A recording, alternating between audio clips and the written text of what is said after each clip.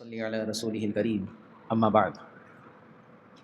محترم حاضرین، بزرگ و دوستوں اور میرے عزیز ساتھیوں، گزشتہ کل ہم نے زکوٰۃ سے متعلق گفتگو کی تھی، جس میں ہم نے یہ سمجھا تھا کہ زکوٰۃ اگر اس کے مقاصد کو سامنے رکھ کر نکالی جائے تو اس کے ذریعے سے ہماری ذاتوں کو بھی نفع ہوگا اور مسلم معاشرے کو بھی نفع ہوگا، اور ہمارے اندر سے بخل جیسی یعنی کنجوسی جیسی بری خصلت بھی نکل جائے گی۔ کیونکہ دوستو، زکوٰۃ کوئی نفلی عمل نہیں ہے، بلکہ ارکان خمسہ یعنی 5 ارکان جو اسلام کے ہیں ان میں سے ایک اہم رکن ہے۔ قرآن مجید میں اللہ رب العزت نے بہت سارے مقامات پر نماز کو اور زکوٰۃ کو ساتھ میں بیان کیا ہے۔ اسی لیے زکوٰۃ کا حکم یہ ہے کہ اگر کوئی شخص زکوٰۃ کا انکار کر دے کہ میں نہیں مانتا زکوٰۃ وکات، تو وہ بالاتفاق تمام علماء کرام کے نزدیک کافر ہو جائے گا۔ اگر یہ نفلی عمل ہوتا تو اس کے انکار پر آدمی کافر نہیں ہوتا۔ حضرت ابوبکر صدیق رضی اللہ عنہ جب خلیفہ بنے ہیں، اللہ کے نبی صلی اللہ علیہ وسلم کی وفات ہوئی، تو بہت سارے جو قبیلے تھے ان لوگوں نے زکوٰۃ کا انکار کیا۔ یہاں پر ایک چیز سمجھنا ضروری ہے، عام لوگ یہ کہہ کے چھوڑ دیتے کہ زکوٰۃ کا انکار کیا، لیکن یہاں پر 2 چیزیں ہیں۔ بعض لوگوں نے زکوٰۃ دینے سے ہی انکار کر دیا کہ ہم زکوٰۃ نہیں دیں گے، اور بعض لوگوں نے کہا کہ ہم اجتماعی زکوٰۃ نہیں دیں گے، ہم اپنے حساب سے نکالیں گے۔ اللہ کے نبی صلی اللہ علیہ وسلم کے زمانے میں جو نظام تھا زکوٰۃ نکالنے کا، ویسے نہیں نکالیں گے۔ کیا نظام تھا اللہ کے نبی صلی اللہ علیہ وسلم کے زمانے میں؟ اللہ کے نبی صلی اللہ علیہ وسلم کے زمانے میں نظام تھا زکوٰۃ کا کہ تمام لوگوں کی زکوٰۃ یہ حکومت جمع کرتی تھی، یہ ریاست جمع کرتی تھی۔ جمع کرنے کا مطلب یہ ہے کہ جو مسائل ہوتے تھے، باقاعدہ اللہ کے نبی صلی اللہ علیہ وسلم کے پاس سے لوگ جاتے تھے گاؤں دیہاتوں کے اندر، دور دراز کے علاقوں میں، اور جو لوگ رہتے تھے وہ ان کے سامنے اپنا مال پیش کرتے تھے کہ دیکھو ہمارے پاس اتنے اونٹ ہیں، اتنی بکریاں ہیں، اتنے بڑے جانور ہیں، اتنا سونا ہے، اتنی چاندی ہے، جو بھی کچھ ہے، اب آپ بتاؤ اس میں سے کتنی نکلے گی۔ یہ ترتیب تھی۔ تو وہ جو جانکار لوگ جاتے تھے وہ بتاتے تھے کہ یہ اتنا ہے، اس میں سے اتنا نکلے گا، اللہ کے نبی صلی اللہ علیہ وسلم نے اس طرح بتایا ہے۔ تو وہ لوگ جو ہے زکوٰۃ نکالتے تھے۔ اب جو عاملین، ان کو عاملین کہتے تھے، جو جاتے تھے نا حساب کتاب کرنے کے لیے، وہ عاملین ان سے لیتے تھے، بلکہ لیتے بھی نہیں تھے، وہیں پہ رکھواتے تھے، اور اسی گاؤں کے اسی اطراف کے لوگوں کو بلا کر کے ان میں تقسیم کر دیتے تھے۔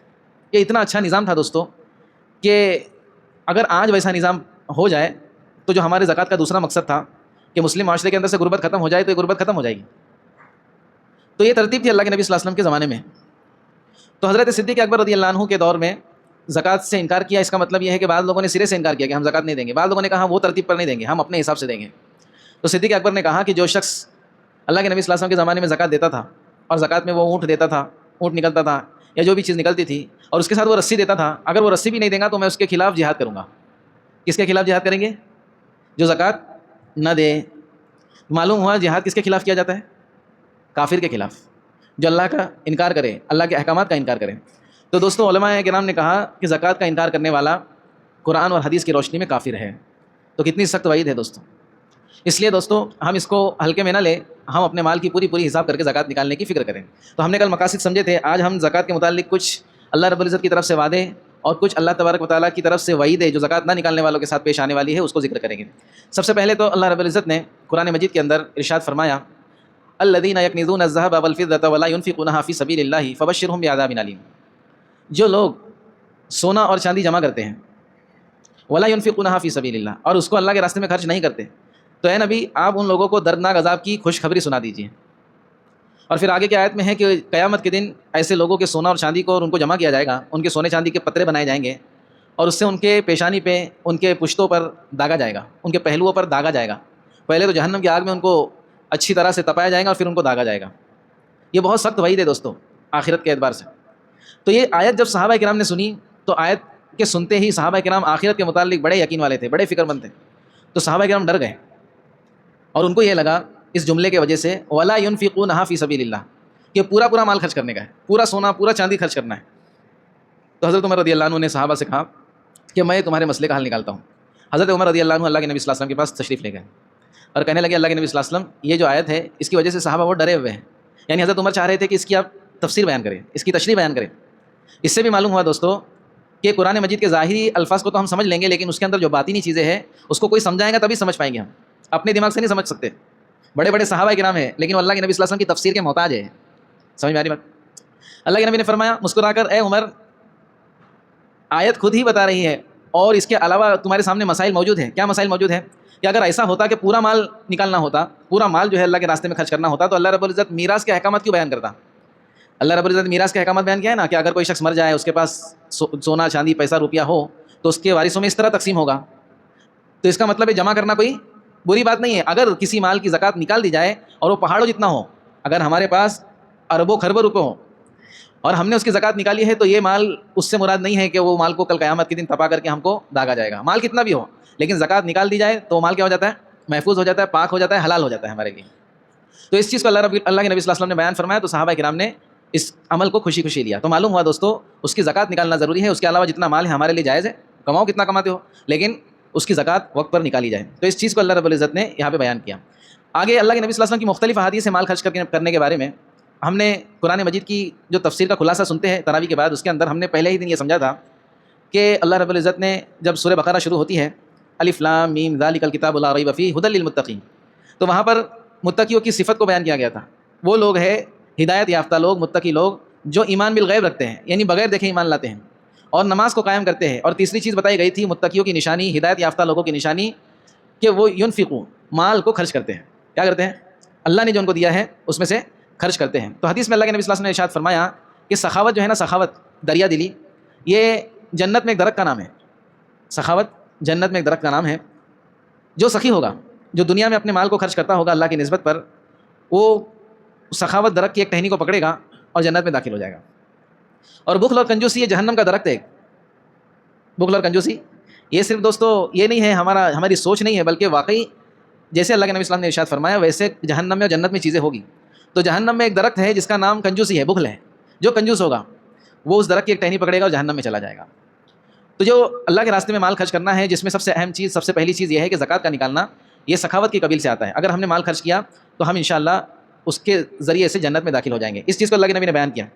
اور پھر دوستو اللہ کے نبی صلی اللہ علیہ وسلم نے ایک حدیث میں ارشاد فرمایا کہ کنجوسی جو ہے نا، کنجوسی یہ ایسی چیز ہے کہ تم سے پہلی امتوں کو اس نے ہلاک کر دیا. تم سے پہلی امتوں کو کنجوسی نے ہلاک کر دیا، اور ان سے ایسے ایسے کام کروائے کنجوسی نے کہ ان کو کہا کہ تم رشتہ داری توڑ دو، تو انہوں نے رشتہ داری توڑ دی. آج ہمارے معاشرے میں بھی دیکھو، کنجوسی کی وجہ سے بہت ساری جگہوں پر رشتہ داری توڑی جاتی ہیں. اور ایسے ایسے گناہوں میں کنجوسی نے ان کو مبتلا کیا دوستو کہ ہم ادھر بیٹھ کر اس کو ذکر بھی نہیں کر سکتے. صرف اشارہ دے دیتا ہوں آپ کو کہ کنجوسی نے لوگوں کو اپنی محرموں سے زنا کرنے پر آمادہ کیا. اللہ حفاظت فرمائے. یہ اللہ کے نبی صلی اللہ علیہ وسلم نے فرمایا.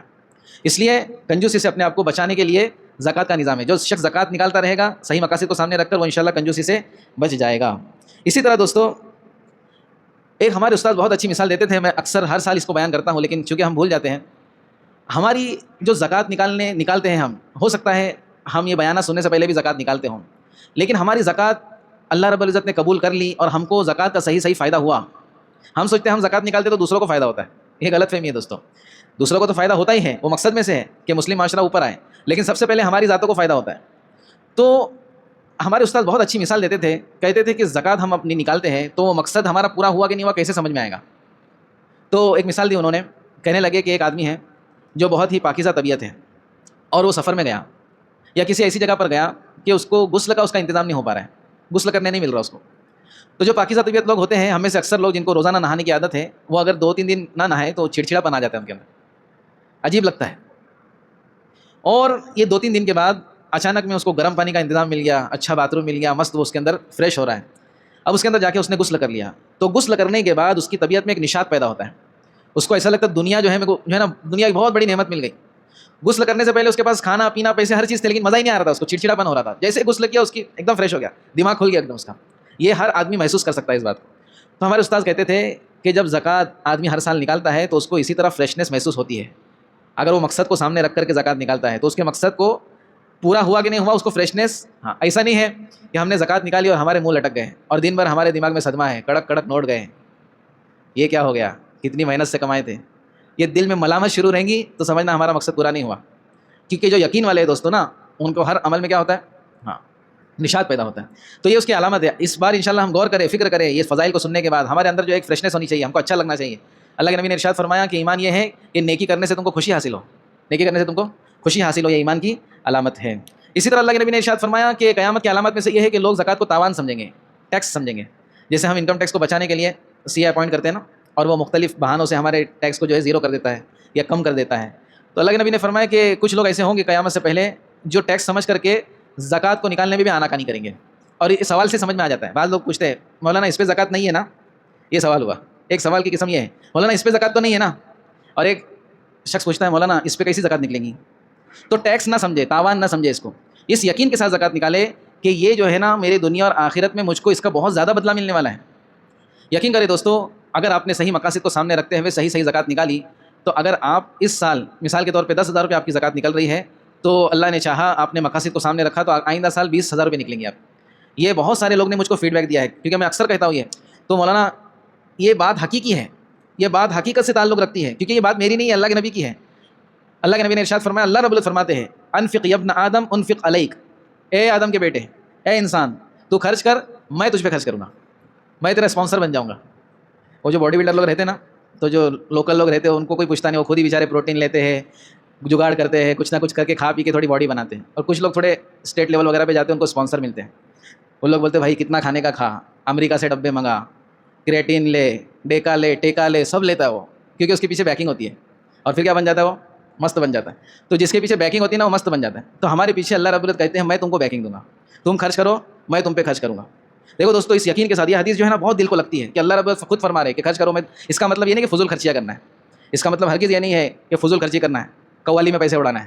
بولے اللہ نے بولا خرچ کرو تو میں قوالی میں پیسے اڑاتا ہوں. قوالی میں پیسے اڑانے والوں کے جو ہے نا نسلیں برباد ہو جاتی دوستوں. خالی ایک مثال دے رہا ہوں, ایسی چیزیں جو اللہ کی نافرمانی پر مشتمل ہے اور وہ ہم کرتے ہیں تو ہماری جو ہے نا نسلیں برباد ہو جائیں گی. اور جہاں اللہ نے خرچ کرنے کو کہا ہے وہاں ہم خرچ کریں تو انشاءاللہ ہماری نسلوں کے اندر اگرچہ ہمارے ہاتھ میں اتنا زیادہ کچھ نہ ہو, ہماری نسلیں راج کریں گی انشاءاللہ. تو اس کی فکر کریں کہ اللہ رب العزت کے وعدوں کو سامنے رکھتے ہوئے ہم خرچ کرنے والے بن جائیں. اسی طرح ایک چیز یہ ہے دوستو کہ ہم جو ہے نا حساب کر کے زکوٰۃ نکالنے والے بنیں, حساب کر کے زکوٰۃ نکالنے والے بنیں. بہت سارے لوگ کہتے ہیں مولانا ہم تو حساب سے زیادہ ہی دیتے, حساب کرنے کی کیا ضرورت ہے, ہر سال نکالتے, آنکھ بند کر کے نکالتے. لیکن یہ آنکھ بند کر کے نکالنے والے لوگ اگر تھوڑا سا حساب کر لیں گے تو ان کو معلوم پڑے گا کہ ہم کم نکال رہے ہیں. ایسے میرے پاس بہت ساری کارگزاریاں ہیں, میں اکثر سناتا رہتا ہوں. کیونکہ دوستو جتنا مال ہمارے پاس بڑھتا ہے نا اتنا ہمارا دل چھوٹا ہوتا ہے. مثال دو آپ کو, مثال کے طور پر ایک آدمی کے پاس 1,00,000 روپے ہیں, اس نے مولانا سے مسائل پوچھا, سب ہر چیز اس نے پوری کلیئر کیا, اور اس کو یہ فائنل رزلٹ ملا کہ تیرے پاس 1,00,000 روپے تھے کو 2,500 روپے زکوٰۃ نکالنی ہے. تو وہ خوشی خوشی نکال دیتا ہے 1,00,000 پہ 2,500. ایک آدمی کے پاس 1 کروڑ ہے تو اس کی زکوٰۃ کتنی بنے گی, 2.5 لاکھ. اب وہ سوچیں گا 2.5 لاکھ میں تو میں کیا کیا کر سکتا ہوں, 2.5 لاکھ نکالوں میں. یہ نہیں دیکھے گا کہ میرے کو 1 کروڑ بھی تو اللہ نے دیا ہے. جیسے بہت سارے لوگ مولانا اس بار سونا بہت مہنگا ہو گیا, زکوٰۃ زیادہ نکلیں گی. ارے تو مہنگا ہوا تو تیری ویلیویشن بڑھی نا سونے کی, جو 30,000 کا سونا تھا وہ 1,50 پہ پہنچ گیا, تو اللہ نے کتنا بڑا تیرے ساتھ احسان کیا کہ جو تیری چیز 30,000 کی تھی وہ 1.5 لاکھ کی ہو گئی. وہ نہیں دیکھتا آدمی, یہ دیکھتا ابھی تو زیادہ زکوٰۃ نکالنا پڑے گی. ارے تو زیادہ بھی ہو گیا نا بھائی. تو جس کے پاس جتنا مال ہوتا ہے وہ اتنا دل چھوٹا کرتا ہے, کیونکہ اس کو فگر بڑا لگنے لگتا ہے, 2,500 کی طرف 2.5 لاکھ کی طرف. تو یہ آدمی سوچے اگر اس کے پاس زیادہ مال ہے تو کہ اللہ نے مجھ کو مال بھی تو زیادہ دیا ہے اللہ نے مجھے. اور میں نے کل کہا تھا نا کہ اگر زکوٰۃ دینے پر, اللہ کے راستے میں خرچ کرنے پر ہم کو کیا ملنے والا ہے, اگر ہم کو آج ہی پتہ چل جائے تو ہم سوچیں گے 50% زکوٰۃ ہونی چاہیے تھی. قیامت میں آدمی یقیناً بولے گا کہ کاش جتنا کماتے تھے اس کا آدھا تو بھی خرچ کرنے کے لیے اللہ کہتا تھا. تو اللہ رب العزت نے تو تھوڑا سا خرچ کرنے کو کہا ہے, کیونکہ یہ سب باتیں غیب کی ہیں, ہم کو نظر نہیں آ رہی ہے. لیکن غیب کی باتوں پر بھی جو تھوڑی سی مقدار اللہ نے ہم کو خرچ کرنے کہی ہے وہ بھی ہم کر لیں گے تو ہمارے لیے بڑا سود مند ثابت ہوگا انشاءاللہ. تو کریں گے اس کی فکر انشاءاللہ. تو یہ اللہ کے وعدے اور وعید آج ہم نے سنے. کل ہم مسائل سب سمجھیں گے زکوٰۃ کے, کہ نصاب کیا ہوتا ہے, صاحب نصاب کیا ہوتا ہے, کن کن ایسیٹس پر زکوٰۃ دینی واجب ہوتی ہے, کن کن شرطوں کے ساتھ دینی واجب ہوتی ہے. انشاءاللہ ہم کل سمجھیں گے. اللہ رب العزت ہم سب کو عمل کی توفیق عطا فرمائے. سبحان اللہ.